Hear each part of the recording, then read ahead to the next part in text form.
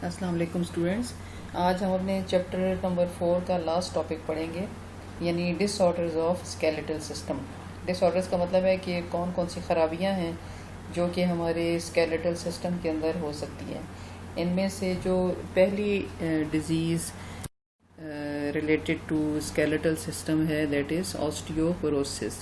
Osteoporosis जो word है, इसके दो पार्ट्स हैं। Osteo means bones and porosis कि उसके अंदर छोटे छोटे पोर्स हो जाते हैं, सुराख हो जाते हैं। तो जब बोन्स के अंदर सुराख हो जाएं तो उसकी वजह से ज़ाहिर है कि वो बहुत ज़्यादा वीक हो जाती हैं और इजीली टूट जाती हैं। तो ज़्यादातर ये जो बीमारी है ये बूढ़े लोगों में होती है, ख़ास तौर पे ख़वातीन में। और इसकी वजह से जो बोन का मैस है, जो उसके अंदर कैल्शियम और फास्फोरस हैं, असल में यही दो चीज़ें हैं जो बोन्स को मजबूत बनाती हैं। तो जब बुढ़ापे की वजह से ये दोनों चीज़ें जो हैं वो आहिस्ता आहिस्ता कम होने लग जाती हैं, ख़ास तौर पे ख़वातीन में एक ख़ास एज के बाद उनकी जो बॉडी है वो कैल्शियम और फॉस्फेट को या फास्फोरस को कम डिपॉजिट करती है बोन्स के अंदर, जिसकी वजह से बोन्स के अंदर छोटे छोटे सुराख हो जाते हैं। अब इसकी कई कॉजेज़ हैं। एक तो ये कि लैक ऑफ प्रोटीन्स, यानी प्रोटीन्स का बॉडी में कम जज्ब होना, या अगर हमने हमारी खुराक के अंदर ही प्रोटीन्स कम हो तो उसकी वजह से भी ये हो सकता है। उसकी वजह क्या है कि प्रोटीन्स जो हैं वो ज़्यादातर जो मैस है, ज़्यादातर पार्ट जो है बोन का वो प्रोटीन से ही बना होता है। तो जब प्रोटीन्स ही नहीं होती हैं हमारी खुराक में तो बोन्स जो हैं वो वीक होने लग जाती हैं और इजीली टूट जाती हैं। दूसरा है विटामिन सी। विटामिन सी का इसमें क्या फंक्शन है कि जो कोलेजन फाइबर्स पीछे हमने पढ़ा था कि बोन्स के अंदर प्रेजेंट होते हैं, वो विटामिन सी उसमें उनके बनने में हेल्प करती है। इसके अलावा लैक ऑफ फिज़िकल एक्टिविटीज़ कि अगर हम ज़्यादा चलते फिरते नहीं हैं, एक्सरसाइज नहीं करते, वॉक करते हैं, या हमारा लाइफस्टाइल जो है वो सेडेंट्री है, हम पूरा दिन एक जगह बैठे रहते हैं, तो उसकी वजह से भी बोन्स वीक हो जाती हैं। क्योंकि जितना ज़्यादा इसको आप यूज़ करें इतनी ही ज़्यादा बोन स्ट्रॉन्ग होती हैं, और जितना कम यूज़ करें इतनी ज़्यादा वो वीक होती जाती हैं। लास्ट जो है वो है डेफिशिएंसी ऑफ एस्ट्रोजन हार्मोन, और ये फीमेल्स में होता है कि उनकी 45-50 एज के बाद उनमें जो है वो एस्ट्रोजन हार्मोन जो है वो कम होने लग जाता है, जिसकी इसका फंक्शन क्या है कि ये कैल्शियम की डेपोजिशन में ये हेल्प करता है। तो जिस वक्त एस्ट्रोजन कम हो जाता है तो बोन्स खुद बहुत वीक हो जाती हैं। अच्छा जी, अब हम देखेंगे इसकी दूसरी डिजीज़ेस। दूसरी जो डिजीज़ेस हैं वो 3 तरह की हैं, लेकिन इनको कलेक्टिवली सबको मिला के हम कहते हैं आर्थराइटिस।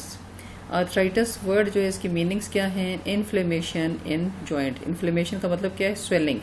जब सूज जाते हैं जो जॉइंट्स हैं या जो हमारे जोड़ हैं हड्डियों के, उनको जब सूज जाते हैं तो उसको हम कहते हैं आर्थराइटिस। और इसकी जो मेन रीज़न है वो भी ओल्ड एज है, ख़ासतौर पे वीमेन में ये बहुत ज़्यादा होता है। और इससे फिर होता क्या है कि पेन होता है बहुत ज़्यादा, स्टिफनेस इन जॉइंट्स होती है, अकड़ जाते हैं जॉइंट्स हमारे, और ख़ास तौर पे उन जॉइंट्स में जो जिन पे ज़्यादा वेट पड़ा होता है, जैसे हिप जॉइंट्स पे या एंकल जॉइंट्स पे, जो हमारा कोनी है, हमारी टखने जो हैं घुटने, उनके ऊपर, या हिप जॉइंट के ऊपर। और इसकी जो ट्रीटमेंट आमतौर पे इसका कोई नहीं होता, इसका कोई इलाज नहीं है अगर एक दफ़ा ये हो जाए तो, लेकिन इसको कम किया जा सकता है तकलीफ़ को बाय टेकिंग पेन किलर्स और एंटी इन्फ्लेमेटरी मेडिसिन्स।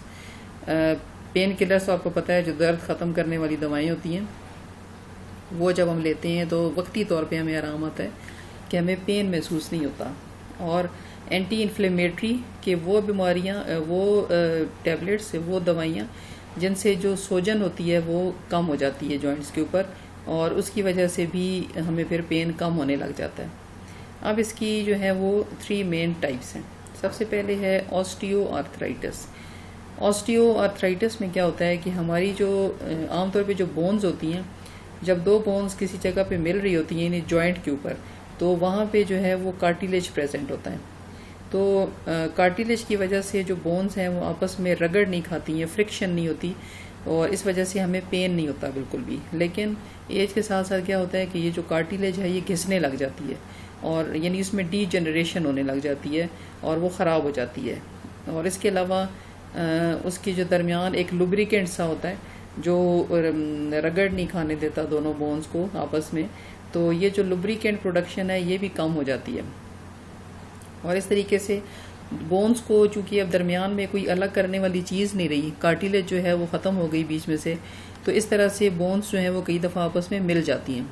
और अगर किसी के जो घुटने हैं वहाँ के जॉइंट्स में ये प्रॉब्लम है तो फिर क्या होगा कि टांगें जो हैं वो, अगर कोई ऐसा इंसान है कि जो आमतौर पे टांगों को मोड़ के रखता है, तो कई दफ़ा वो उसी हालत में उसकी टांगें वैसे ही रह जाती हैं, अकड़ जाती हैं, और उसको फिर वो सीधा नहीं कर सकता। और अगर वो सीधा रखता है उसको आमतौर पे तो वो सीधी रहेंगी, फिर उसको वो मोड़ नहीं सकेगा। मतलब एक तरह से वो चलने फिरने से वो इंसान जो है वो माजूर हो जाता है। दूसरा क्या है, अब इसमें हमने देखा कि डीजनरेशन हो जाती है कार्टिलेज की प्रेजेंट एट द जॉइंट्स। दूसरा जो है रियूमेटाइड आर्थराइटिस। अब इन दोनों में फ़र्क क्या है कि इसमें जो है जॉइंट्स के ऊपर मेम्ब्रेन्स होती हैं जो जिनके अंदर फ्लूइड होता है जो दोनों जॉइंट्स को अलग रखता है। तो ये जो मेम्ब्रेन्स हैं इन्हीं में स्वेलिंग हो जाती है। अब इससे जब स्वेलिंग हो जाती है तो उससे पेन भी होता है, साथ साथ थकावट होती है, हर वक्त हल्का सा बुखार महसूस होता है, और इसके अलावा जॉइंट्स जो हैं वो अकड़ जाते हैं, दर्द की वजह से उनमें बहुत ज़्यादा पेन होता है। लास्ट जो डिज़ीज़ है गाउट, ये जो है ये हमारी खुराक की वजह से होता है आमतौर पे। और इसमें क्या होता है कि कोई स्वेलिंग वगैरह नहीं होती, डीजनरेशन नहीं होती, बल्कि जो यूरिक एसिड है वो इकट्ठा होना शुरू हो जाता है हमारे जॉइंट्स के अंदर। और जब ये इकट्ठा होता है क्रिस्टल्स की फॉर्म में तो उससे हमारे जॉइंट्स में बहुत ज़्यादा पेन होती है। और यूरिक एसिड का सोर्स क्या है कि अगर हम गोश्त वगैरह ज़्यादा खाते हैं और ऐसी चीज़ें जिनके अंदर प्रोटीन्स हैं बहुत ज़्यादा, अगर उनका बहुत ज़्यादा ज़रूरत से ज़्यादा इस्तेमाल करते हैं तो ये यूरिक एसिड जो है वो फिर इकट्ठा हो जाएगा हमारे जॉइंट्स के अंदर, और उससे भी बहुत ज़्यादा पेन होता है। ख़ास तौर पे जो हमारे पाँव का अंगूठा होता है, अंगूठे में बहुत ज़्यादा पेन होता है और स्वेलिंग हो जाती है, रेडनेस हो जाती है और शदीद पेन होता है उससे। इसके अलावा अगर ये गाउट जो है ये ज़्यादा हो जाए, यूरिक एसिड बहुत ज़्यादा हो जाए, तो फिर ये हमारे किडनीज़ को भी इफ़ेक्ट करना शुरू कर देता है। तो आपने देखा कि जो डिसऑर्डर्स हैं हमारे स्केलेटल सिस्टम के वो मेनली दो हैं, ऑस्टियोपोरोसिस और दूसरा है आर्थराइटिस। ऑस्टियोपोरोसिस में जो बोन्स हैं वो पोरस हो जाती हैं, उनके अंदर सुराख हो जाते हैं क्योंकि कैल्शियम और फास्फोरस जो हैं वो कम हो जाते हैं, और जिसकी वजह से जो बोन्स के दरमियान जो जगह हैं वो खाली हो जाती हैं। और इसके अलावा इसकी बेशुमार कॉजेज़ हैं, प्रोटीन्स का अपनी खुराक में कम होना, विटामिन सी का कम होना, lack of physical activity, deficiency of oestrogen hormone, ये तो फीमेल्स में होगा। तो ये सब जो है ये उसकी कॉजेज़ हैं। आर्थराइटिस जो है इसका मतलब क्या है, इन्फ्लेमेशन इन जॉइंट्स। इन्फ्लेमेशन जो है वो उसके फिर आगे इसकी 3 टाइप्स हैं, osteoarthritis, rheumatoid and gout. Osteoarthritis में डीजनरेशन हो जाती है कार्टिलेज की प्रेजेंट बिटवीन द जॉइंट्स, और रूमेटाइड आर्थराइटिस जो है उसमें इन्फ्लेमेशन ऑफ मेम्ब्रेन्स होती है जॉइंट्स के ऊपर, और गाउट में जो है वो यूरिक एसिड क्रिस्टल्स जो हैं वो इकट्ठे हो जाते हैं बहुत ज़्यादा।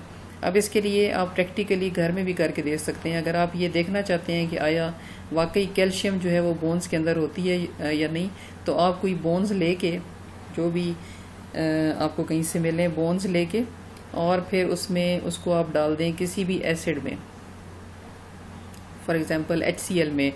20% HCl का मतलब है कि 20 ml वाटर ले लेंगे आप, 80 ml वाटर, और 20 ml जो होगा वो HCl होगा। और फिर इसमें आप सोडियम हाइड्रोक्साइड डालेंगे, 20% डिस्टिल्ड वाटर डालें, और अगर घर में बकरी के या गाय की हड्डियां जो है वो कोई आपके पास पड़ी हुई हैं तो वो लेके और उसमें आप उसको डाल दें, तो 1-2 दिन में आप देखेंगे कि उसमें से हड्डियों के अंदर से सारी कैल्शियम निकल आई है, और बोन्स जो हैं उनके अंदर आपको सुराख जो है वो वाज़े तौर पे नज़र आएंगे। तो यही चीज़ जो है वो कहलाती है ऑस्टियोपोरोसिस। तो यहाँ पे आज हमारा अब चैप्टर नंबर 4 ख़त्म हो गया है। कल से इंशाल्लाह हम चैप्टर 5 स्टार्ट करेंगे।